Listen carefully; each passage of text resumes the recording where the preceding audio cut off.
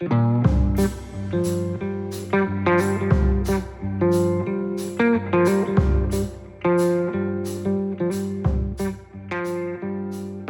down the east coast, you'll find New Zealand's second largest wine region, Hawke's Bay. A diverse region with distinct sub-regional mesoclimates and vines planted across 25 different soil types. Combined with the Hawke's Bay's warm, dry maritime climate, this makes for one of the longest growing seasons in the country.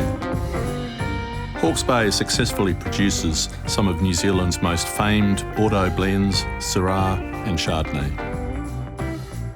No less than 10 different sub-regions have been created by the movement of the main rivers over thousands of years. The Naruroro River and the Tukituki River have created a series of exposed ancient riverbeds winding around the region, from the coast to the cooler central Hawke's Bay hills.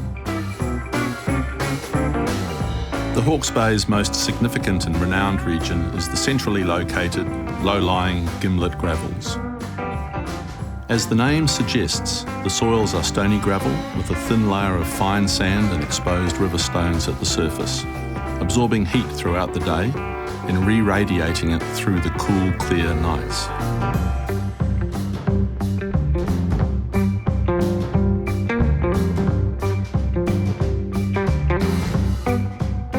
Further inland, neighbouring the gimlet gravels, is the Bridge Pah Triangle. Another premium sub-region, Bridge Pah has the oldest soils in the Hawke's Bay on what is called the Hiratonga Plains.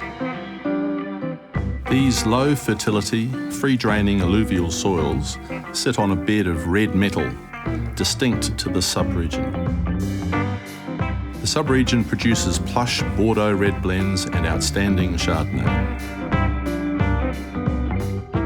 Heading north across the Tutaikuri River, you'll find the Dartmoor Valley. The soils are similar to that of the Bridge Pah Triangle with the addition of limestone. Dramatic terraced vineyards showcase the soil structure perfectly. Dartmoor is home to one of New Zealand's first large-scale single vineyard Chardonnay blocks and also produces restrained mineral Sauvignon Blanc. Out towards the coast, you'll find the Esk Valley, with its own river system and steep terraced vineyards. Home to just a handful of growers, the Esk Valley enjoys slightly heavier soils with sandy loam overlaying gravel and shingle.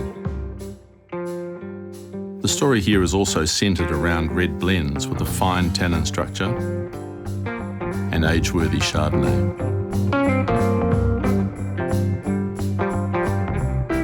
Travelling south down the coast, you'll find Hawke's Bay's most coastal and maritime-influenced sub-region, Tauranga, producing some of the region's finest Chardonnays and Sauvignon Blanc with a distinct salinity. Further away from the sea and at higher elevations, Syrah and Merlot also relish the hot, arid soils and cooling maritime breezes.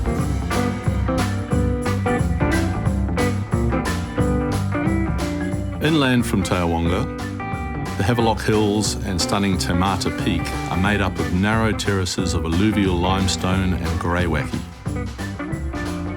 Some of the Hawke's Bay's most interesting and expensive wines come from this protected area.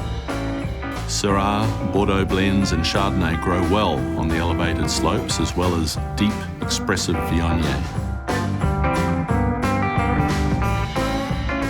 Travelling well inland along the Naruroro River, you'll find the cooler, more elevated sites of Crownthorpe and Mangatahi. With greater elevation and a cooler climate, these regions produce fresh white varieties including Sauvignon Blanc, Pinot Gris and some well-regarded Chardonnay. An hour's drive inland will take you to central Hawke's Bay. Sites here enjoy a much cooler climate than anywhere else in the region, successfully growing Pinot Noir and Chardonnay on some elevated sites.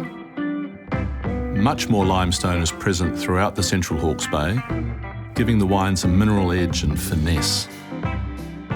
Hawke's Bay's diversity and sub-regional variation is a huge asset to the region, with the opportunity to create regional blends or single site and single vineyard expressions. The warm, low-vigour vineyards produce, at their best, rich, elegant Bordeaux blends, Syrah, as well as structured fine Chardonnay, all of which have shown the ability to age remarkably well.